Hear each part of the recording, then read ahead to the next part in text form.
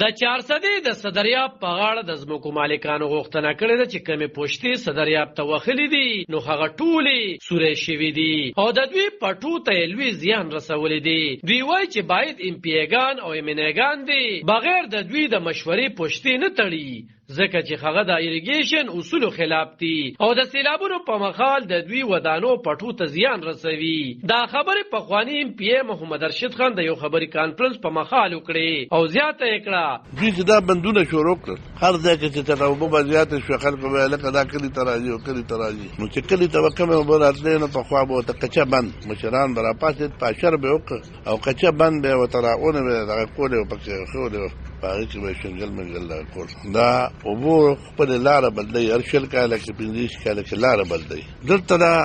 ایم ان ای او ایم پی ای او دا خو هم پته نه پېږي دوی چې کوم دی خلکو ورته ویلي چې موږ ته دلته بند جوړ کړه بل به ورته وایي موږ ته دلته بند جوړ کړه نو هغه بندونه که چې راکلي دپاره وو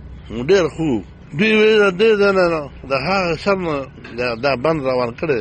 د نوښاره پورې کوي نو زه خپل پټي له اوبه را کم ځای نه راولم زما هغه سیستم خو ختم شو کنه اما چې به ځای په ځای نهر جوړو. د کبانو د سوداګرو صوبایي صدر جان محمد اورپیجاني زیاته کړه چې د اوبو نکاسي نشته دي او کله چې سیلاب راشي نو د صفایي تنظیم د نشتون له وجې اوبه په پوښتو راوړي نو دوی ته زیان ورسوي. لکه د 2010 سیلاب چې موږ له څونه نقصان راکړ یا دیزی شوې یا سردریاب شو یا نوښار شو نو دونه یو سیلاب موږ له نقصان نه کړی. دا دریم کال دی د دې سیندونو نکاسي چې کومه دا نوزي دا ګورنمنت پاکستان بند کړی دي نو چې کله بند کړی دي نو د برنه چې کوم وبراځي دا کانې دا شګه د په اوارو په سم راځي د دې دا دغه زیاتېږي شګیو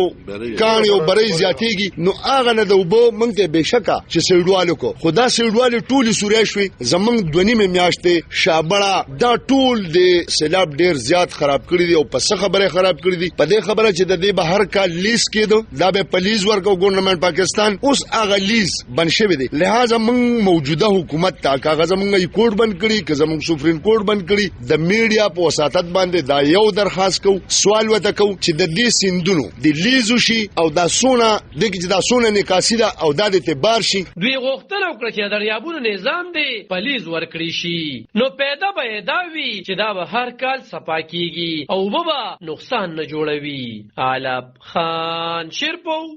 دلبر نیوز صدریاب.